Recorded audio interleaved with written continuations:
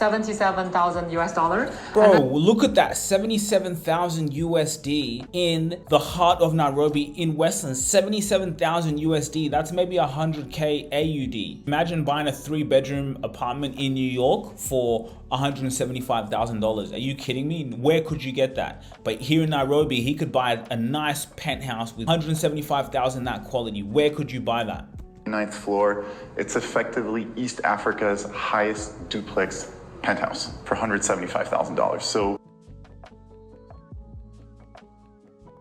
hey, what's up guys? Welcome back to another video. So today I'm going to react to this video that I've seen on YouTube. I bought East Africa's highest duplex penthouse in Nairobi. Now, so many Africans are wanting to invest back in Kenya. Now, my name is Sujiro Rabasha. I'm hosting a masterclass on really advising or just giving you guys all the information on what it takes to invest back in East Africa. We all know as Africans diaspora. So I'm from Kenya originally. Dad's from Rwanda, mom's from Kenya. I know our pain is having people back home that we can trust. We want to go and buy land back home, the extra capital that we have. I run an Airbnb as we speak in Nairobi Valley Arcade. We're earning and using that for income and Airbnb. And I'm here in Australia. The money I take, how powerful it is, goes well over there. You can buy apartments 50, 70, 80,000 USD, put a 10% down deposit. Are you kidding me? And you could do that while you're in America, while you're in Australia, while you're traveling, come back home to Kenya. You don't have to pay rent. You've got a place. Whether you sell it, whatever you do, like there's never been a greater time. So I want to watch this investment because we're helping people kind of get to that point. So I'm on this journey as well. I haven't physically bought a place. My mom has bought a place and her place has doubled in property, like we've seen on the listings, which is unbelievable, right? So if she wants to sell that within how many years she's paid for it, that's in profit. And now the longer she keeps it, it's going to keep going up in value. So the capital appreciation that you get, especially from an off-plan project where you come up with a good developer, like you can see here, is powerful. So let's get into this video.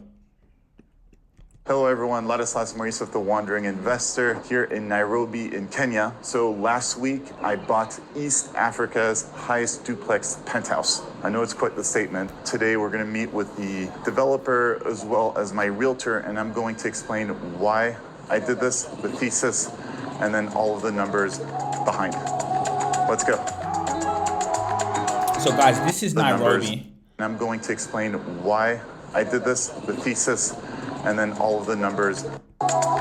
So guys, this is Nairobi. I really love Nairobi. Like when I see this, it just makes my heart melt.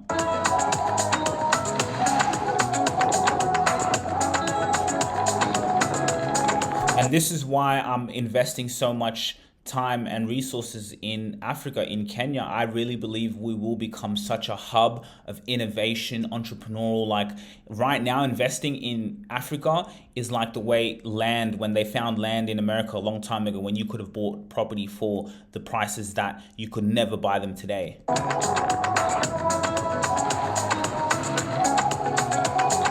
All right, so here we are. This right here is the penthouse that I just bought, $175,000 for a 3-bedroom penthouse. 3-bedroom penthouse at the highest top there where it is for 175,000 USD.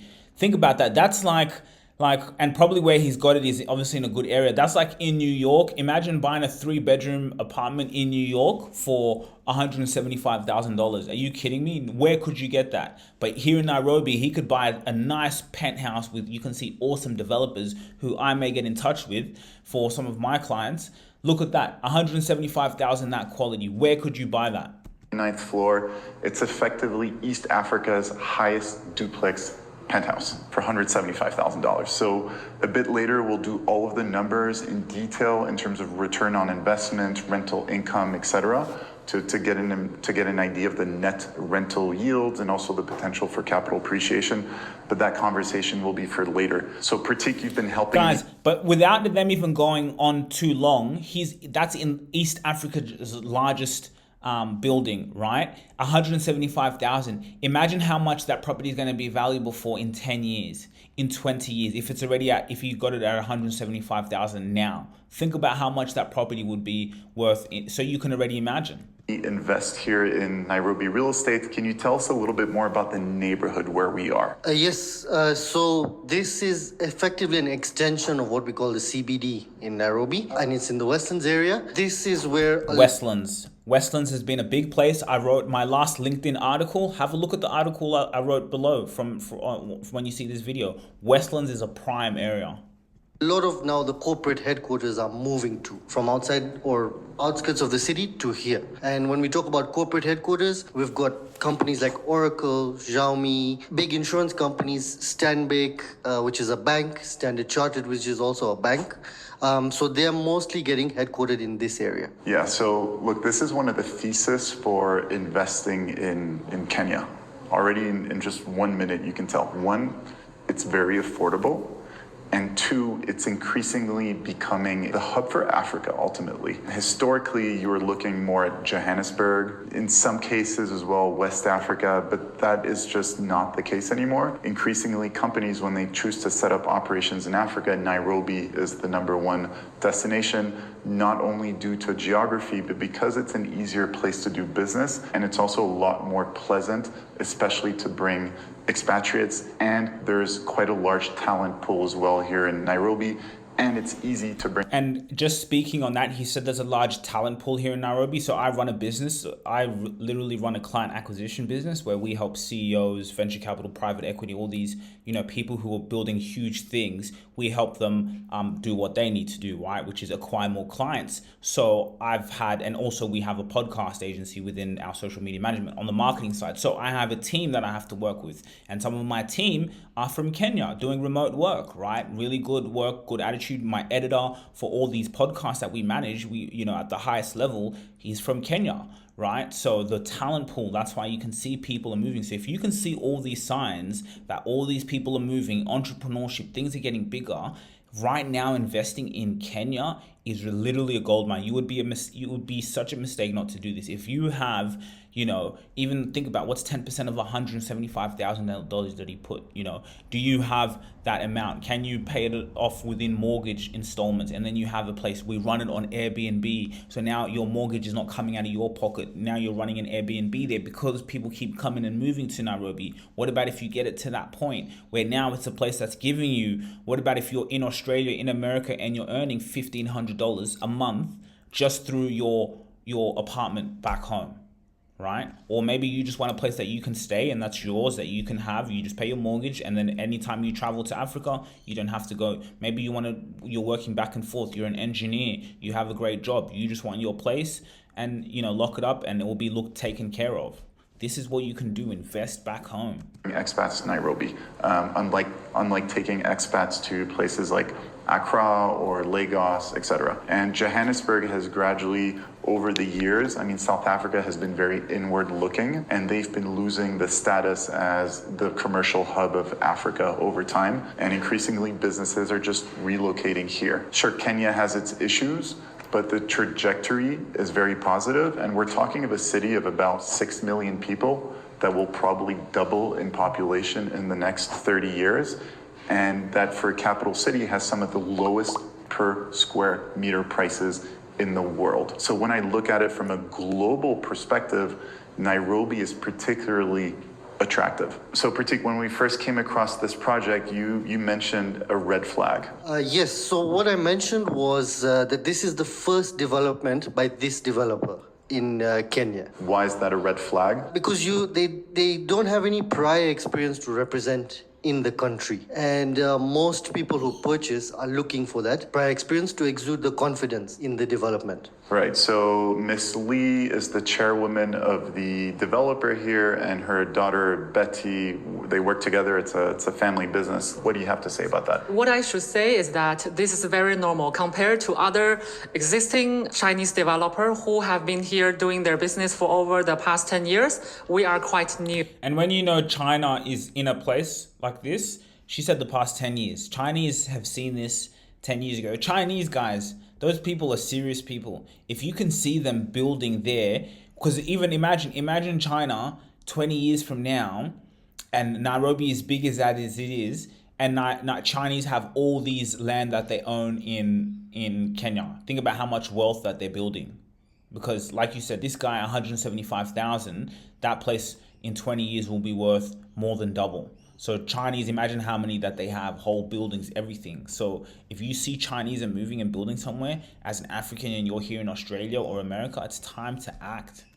And this is our first project in Nairobi. But however, our group company in China, Beijing, the capital city in China, we have established since 1999 and for already 26 years. And we have done so many bigger projects in China, different city. So, Miss Lee, can you just tell us what are the projects that you're most proud of that you did in China, so that we can understand the kind of your background and the type of projects you've done in the past? 他说，在我们过去开发的这么多项目里面，有哪些是非常成功的代表作，可以列出一二。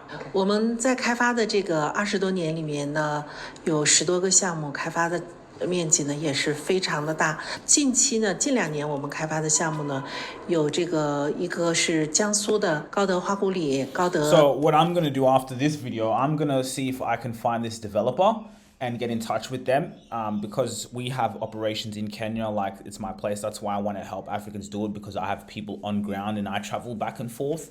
I need really good developers, and these guys, they're already looking fantastic. That's what I need. I need people that we can trust. If people are putting their well hard-earned money in projects like this, you can't, take that lightly. It's huge. So you want to work with developers because things could go wrong, right? Not everything's hunky-dory. A project may be delayed. There could be infrastructure issues.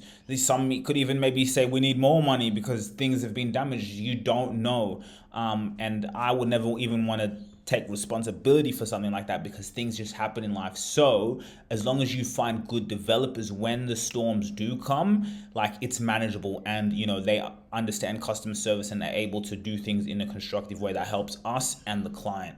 So this looks really good. These guys look legit. 庄园2个项目，还有呢花鼓球园项目，这个呢是我们那个旅游地产的一个代表作。面积也比较大，规模也比较大。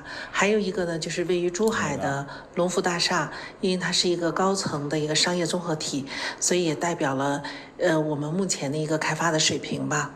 So Betty, in the big scheme of things, how big a project is this for you as a group? To be honest, this is the smallest project we have done in the past. And for this one, it's only half an acre, but in the and it's the tallest past of our project, those are all very big and over 100 acres each. All right, so I think it just gives an idea of scale.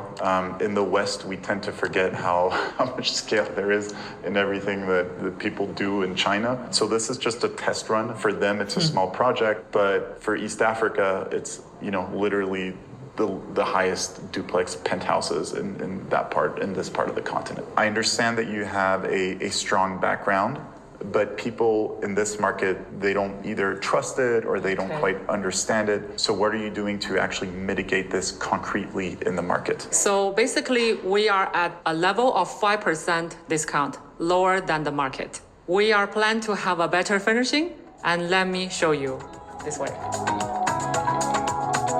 So everyone, let me show you, this is our biggest one bedroom. And then we're selling at average price of $77,000. Bro, look at that, 77,000 USD in the heart of Nairobi in Westlands. 77,000 USD. That's maybe 100K AUD for this. And think about just paying, doing an installment plan, paying 10%, and then you just pay off mortgage, right? Think about are you kidding me? And let me tell you, this is not the penthouse. This is just a flat, one bedroom. This is our bathroom, and then this flat, one bedroom for 70,000 USD. Is our bedroom, and here we come to our living room and also the kitchen. This is the kitchen appliance we're using, which is Bosch from Germany, which is also including in the price. And everything for the furnishing, it is all from China. We're not buying those furnishing from the wholesaler here in Kenya. We have been working with those very big and reputable suppliers in China for the past. I need to get in touch with this developer. Past 20 years.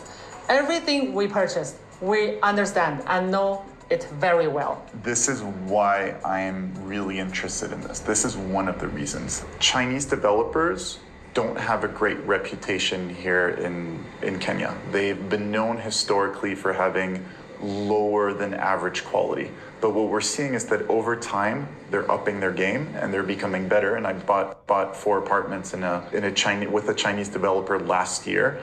And we went, last week we went for an update, and we can see like the quality is going to be a lot better than what they delivered in the past. In this particular case, we're seeing a large luxury developer from China coming, realizing that they can't justify the premium from a marketing point of view. So this is their marketing. Their first project, which is for them a small project, is their marketing. The finishings are supposed to be a lot better. I would tend to think they will be better. In any case, whatever, it comes at 5% below market price. My thinking is I'm getting a product that is lower than market price and that will have finishings that will be probably significantly better than the average. And then on top of that, it's a completely unique product. Can you tell me about the ceiling height of the penthouse? Sure. For the penthouse, the ceiling height is 5.4 meters. The windows will be floor to ceiling. Yes, so it is a French window from the floor to the ceiling, and it's about 5.4 meters high. Guys, I want you to also use your imagination. Use this as an inspiration. If you're an investor, this is powerful stuff. Imagine being able to contribute to the economy back home, but have a valuable asset. Some of you may want to go back to live in Africa one day. The money that we can earn now, especially if you can do remote work, you can go and stay. Maybe you just want to go and stay in your apartment. You have the money, you can pay off a mortgage. You want to go and stay there, right? You have a place in Kenya, then you can stay in and you're earning your dollars, AUD, USD, and this is just the inspiration, and it's such a valuable thing to see.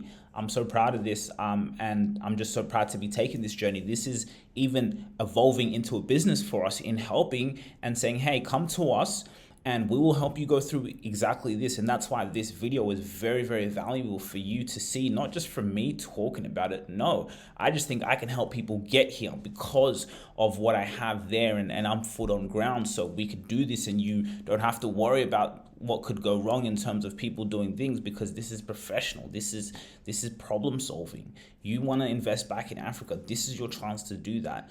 That's why this is so valuable for you to listen and watch.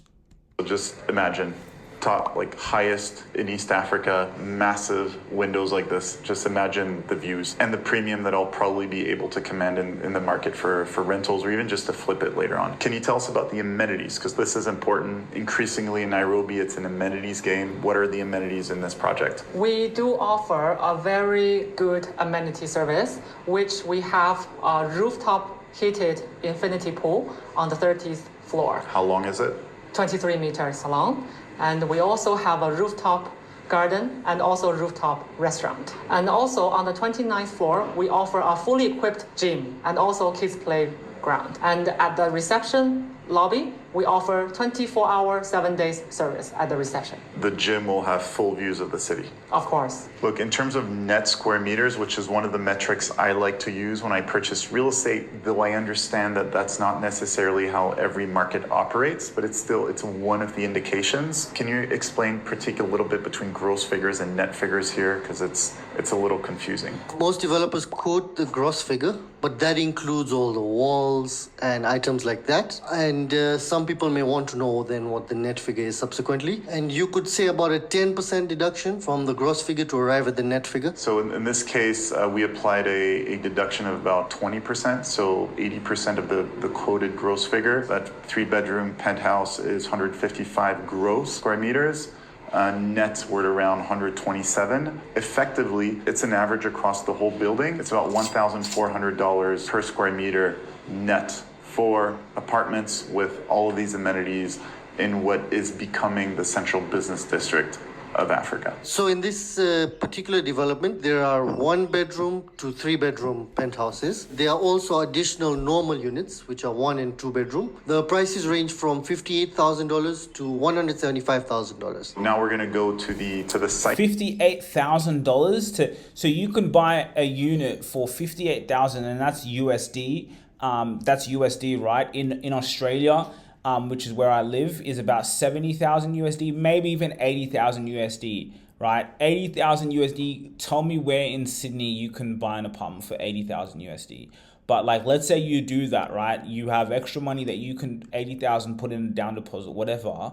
You have, and in 10 years, it could be 800,000, 800, you know, that's how like the capital appreciation, which they're going to go into. I'm just saying, can you just imagine how this works? So look at the prices it has now. And this is still, I think even within the next 2 to 3 years, I think you'll still see places available for these prices. Of course, they're going to go up. Maybe even if it does go up, right? Like even if it does go to 100,000, 120, even let's say 150, right? That's a lot of appreciation. It's not going to happen that quickly. But let's say even if it does, still buying, I mean, 175 is the most expensive one, which he got, right? So imagine even if it does go up to 175,000, you can get a place. Still putting a down deposit, whatever, that's still a bargain to what it's going to go to, and the location of where it is, bro. This is in Westlands. This is in downtown, the entrepreneurial hub that they showed you. Are you kidding me? And we're going to do all of the numbers in detail. All right, let's go. This is Nairobi. Look how beautiful it is. And they're always building, always building.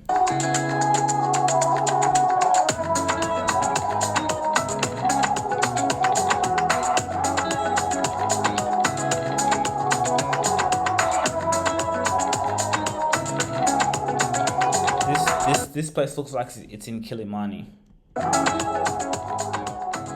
Great, so here we are on site. So can you tell us, when do you plan on actually starting to build? No, my bad. This is in Westlands, sorry. This is in Westlands. So this is, obviously, this is the development phase. I don't know when this video, I don't know how long this project will be done, and maybe we'll even continue to see when it gets done. We are planning to start the building around 2 weeks later, at the beginning of December. So this is what you call an off-plan investment when a project hasn't started yet. This is remember, development is just, it's a promise. It's something that they're projecting to create. It's using literally their imagination and making it into reality. The completion date? Our completion date is in 2028 at the end of May. There you go. And then the payment terms, people can pay over the time, right? That's correct. Do you have all the permits? So far, to be honest, we already paid the government fee for all the permit. We're still waiting. So around 1 week, we're getting our approval letter for the floor plan. And then coming after will be NEMA and also NCA. So there is some element of risk in the sense that not all the permits have been issued yet. I just went ahead, last time when I bought an apartment, a few apartments here with another Chinese developer, they were under injunction. It got sorted out, all good.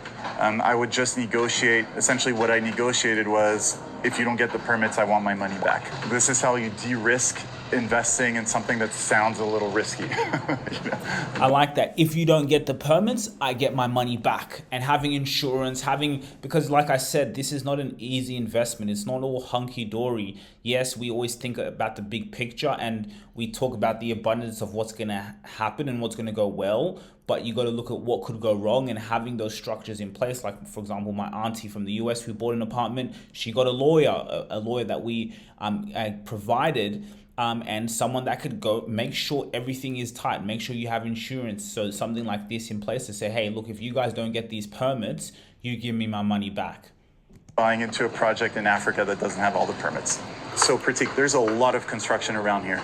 What about the risk of oversupply? Yes, that is definitely a risk, and I think it's something we've discussed. But I think the risk of oversupply lies with particular types of units. What we're looking at here is a unique type of unit. So if you're going to go for the standard units that people are building, as you can see, there's a lot of construction and most developers are building those standard units. Yeah, so the way I look at it is it's hard to go wrong with the penthouses, which is why when I saw this project, I was your first client, right? Yes, Morris, you are my first client who purchased the penthouse, which is the 3-bedroom penthouse. Yes. And guys, for some of you guys, you guys can go ahead and contact the developer yourself in this, but obviously coming here and you guys are coming to our masterclass, the webinar, we're going to do all of that. So like to be able to, this could be a potential project that you could buy into that we can help you do, or you can do it yourself. But this is just really the educational piece. Like, we're going to get in touch with this developer. What about you can buy into this project now? We can look at this project together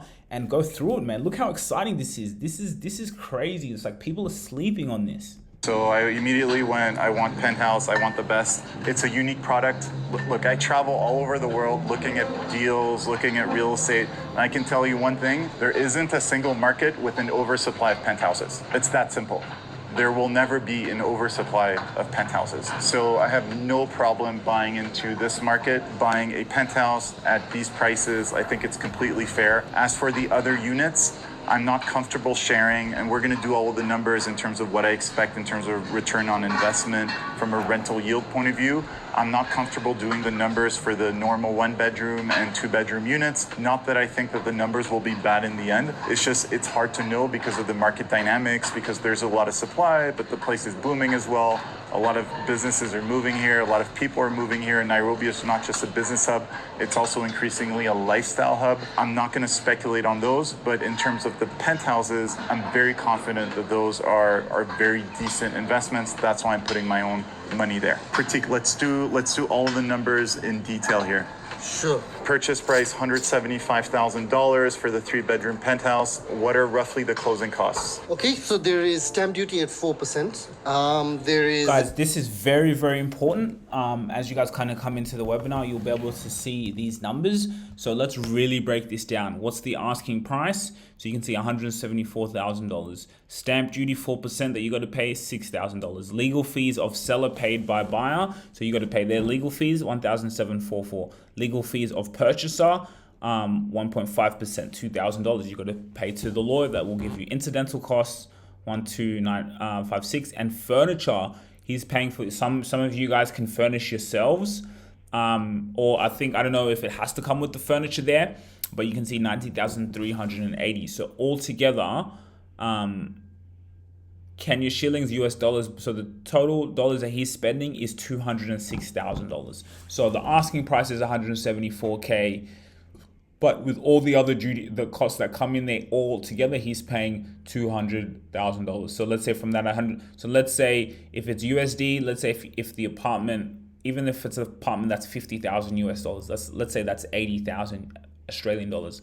Let's say plus all these other fees that you have to pay, it could come out to maybe you're spending $100,000 or $110,000. And then of course, in terms of the unit, you do your repayments, put in a plan, and you're good to go. You could think about how much you could pay off $174,000, really. So this is a really good indication of exactly what it takes. The legal fees of the developer, which is paid by the purchaser, that's at 1%. And then legal fees of the purchase is 1.5%. Okay, and then a few incidentals, etc. Yes, there'll be a few incidental costs thereafter. Okay, so for this particular unit, I'm doing the numbers for furnished because I think it's going to be penthouse is going to be a furnished market. What do you recommend in terms of the budget? Around $19,000 to $20,000. Look, it's a penthouse. I'm not going to put IKEA, right? No IKEA here.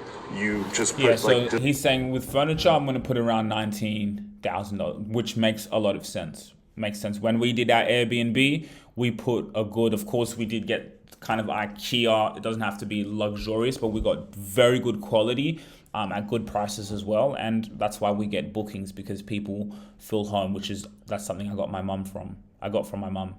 Really nice furniture, you kit it out. In my mind, the target market is African. It's a wealthy African businessman that either lives here full-time or that comes on a regular basis to Nairobi. Is African furniture, you kit it out. In my mind, the target market is African. It's a wealthy African businessman that either lives here full-time or that comes on a regular basis to Nairobi. It's not necessarily going to be some expat family. It's going to be a Nigerian who comes to Nairobi for a week per month or a few months per year, or some Sudanese business person that lives here. They want to impress. They want to be right in the center of everything. They want to be close to all the nightclubs. So it's really about showing off. and the furniture will have to reflect this. That ultimately is my target market. So what he's saying, what I understand is, let's say you have this place, you do the furniture, you do that, he's paid 170K, like right in the place, right? Someone can come in, rent his place long-term, like we've got people coming in for 6 months, 12 months. So now let's say you're paying a mortgage repayments, I don't know, let's say, top of my head, $3,000 a month on mortgage repayments, right? To pay off this thing. You've put in your down deposit. Let's say you're paying 3K a month, right?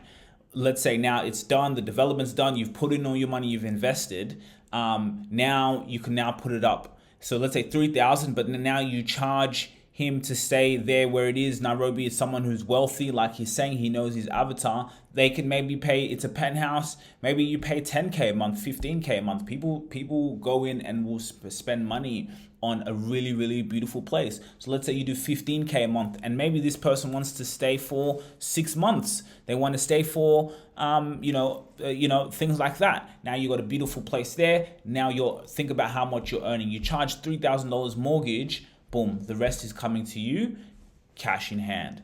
And that's what you can see he's saying. So that's why this is powerful. Again, my mum, for example, she's running it on Airbnb. She gets bookings, right? Long-term stays, that's money that comes on top of the mortgage. Now, what are the risks is if it is not getting so many bookings. Right now, mum hasn't been getting so many bookings in her apartment, which you can watch below. 2-bedroom, it's a nice place, but maybe her area is there potential saturation there? So if she doesn't have a consistent client, then she's still, worst case scenario, she just has to pay mortgage out of her own pocket. So if you have the ability to pay off the mortgage while you've put in your down deposit, and you can do that comfortably, so you've kind of built up a decent amount of reserves, then you really have nothing to worry about. Because the least, either you go there and stay there for yourself and just pay a mortgage, which is very affordable, you're already earning good money, that's okay, and you have a place in Kenya that you own, boom, standard, you stay there.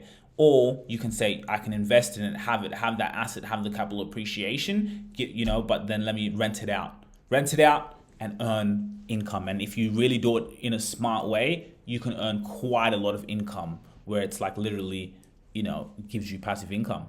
There's a lot of money in Africa. There's a lot of money. And if you have the right product, you can tap into that. How much could I expect in terms of rental income?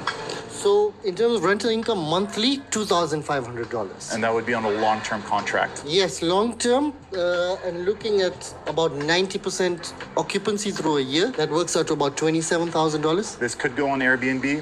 Airbnb will be allowed in the building. Allowed. Yeah, you could do Airbnb. That would be a few $100s per night. Occupancy rate, hard to say. Honestly, it's hard to predict occupancy rates for Airbnbs 3 years down the line. But for long-term, I feel comfortable saying this. I could potentially make even more money on Airbnb, but I'd rather be conservative here. What did he say? Like I was just saying that earlier, but he's even saying I'd rather be conservative. He knows he can make quite a lot of money on Airbnb. That's what we do. If you have a really nice place in a great area, like he has there, or that's being developed, like the way we do, you furnish it good and you bring exceptional customer service and do everything for the customer, you can make quite a lot of money on Airbnb, where it's literally paying off your mortgage. Into costs, you do property management as well, particularly? Yes, and property management will be 6.5%. Okay, what about finding tenants? Finding tenants is 1 month's rent commission. And on average, how long do people finding tenants? So this is if, let's say, you rent it out, total expenses. So it says 5 property management fees for finding tenants. So let's say, okay, 5,724 you're paying per month. Yearly rent at 90% occupancy. So it's saying it rents at 2,500 a month.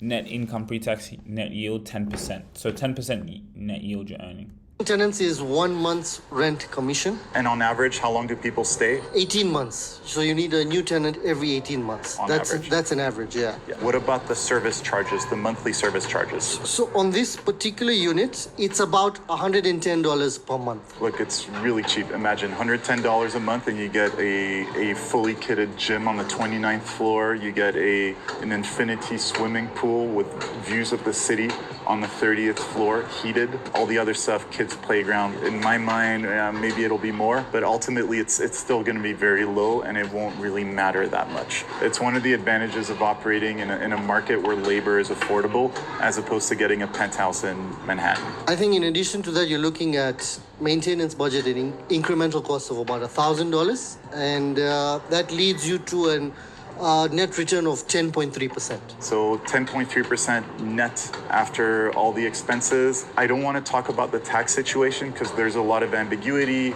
Locals pay 7.5% on turnover, non-resident individuals 30% on turnover. There are structures that people use to minimize this. Enforcement, generally speaking, in this market is very, very low. You guide people through this, right? You guide your investors through this, right? Yes, there's a few uncertainties which we need to get over. Just, get in touch with Pratik if you have any questions. The other units are also 2-bedroom penthouses, which are duplex. That goes for about $158,000 US. In addition to that, there is 2 types of 1-bedroom duplexes. The larger size goes for $98,000 US. The other 1-bedroom duplex goes for $76,000. Okay, so you can buy a 1-bedroom duplex penthouse for $76,000. Guys, 1-bedroom penthouse in Nairobi, Kenya for, look at that. Look at that. How much rent would that be? Duplex penthouse for $76,000. $76,000 in Kenya. You can buy a 1-bedroom penthouse. $76,000 1-bedroom penthouse in Westlands in the city, in a prime location for only $76,000. Again, in AUD, that would come up to $80,000 or $90,000 for a penthouse 1-bedroom in Westlands. Think about how much that's going to be worth in 10 years, in 20 years, right? Again, I told you, it's like buying land in New York City, like back in the day. Think about how much an apartment in New York City, a 1-bedroom penthouse would be. Exactly. You want to fall down, but you can buy a place like that in Africa, a place that's booming, that's growing. When you see the Chinese developing like this, you gotta ask yourself why. There's so many people out there who are earning quite the money that they could easily do this, and they're gonna be laughing. And as you do more into, let's say if you're into business, Africa's a big hub where people are going, so it's just a no-brainer. Dollars. How much rent would that be? Okay, yearly rent, $10,000 a year. Roughly, if you furnish it? $1,000 a month. All right, net yield. Using the same methodology. Working out to 8.5%. I bought this apartment without even doing these numbers. I didn't do these numbers. We did them for the video. The reality is the value I'm getting is so good that I didn't really care about the actual rental returns in the end because I'm quite certain that I'll get a capital appreciation relatively fast. So here the potential for capital appreciation is high, and the net rental yields, if you furnish it correctly and you don't do IKEA and you don't cheap out, is also high as well. Look, you need to be comfortable with Kenya risk, potential currency devaluations, potential political crises, potential instability. It's an emerging market with everything that comes with it, so you just need to be comfortable with this. But I feel that it's very much priced accordingly. There aren't too many penthouses that are available, so just feel free to get in touch with Pratik if you're interested. I also wrote a whole article on the real estate market here in Nairobi, the neighborhoods that are interesting, the neighborhoods you should avoid, some key learnings, etc. There is a link below. And Betty, you also offer some furniture packages as well. For the furniture package, we can also offer to our investor and buyer. All our furniture is from China, and those are all high-end, good quality, A-grade, and very well priced. We can help you to do all the furnishing. Look, if you want to buy... They can, and that's what we'll take some of you guys through. Once you guys book in your coaching session or the advisory session, when we go into having just a look at the landscape, and when you're serious about investing in such a gold mine, is looking at that stuff. Okay, you can already have someone come in and furnish the place for you, right? In terms of you see the quality they have. So that's us booking in meetings with them and then having a look at what they're doing, right? And sending us potential samples. It's also a project, right? Usually the woman that we work with, like my fiance, that's her job. She's really the interior designer. She's the one who picks out everything in Airbnb. That's why we get bookings. That she's got a good eye for things like that.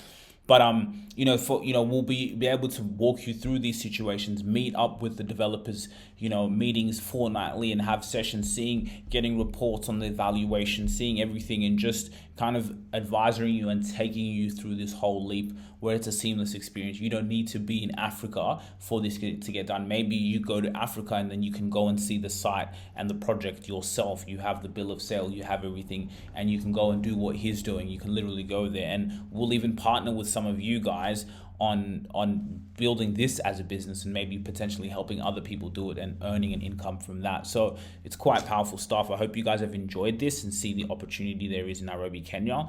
We do look forward to watching you at the rest of the East webinar. Africa's highest duplex penthouses at these valuations of about $1,400 per net square meter.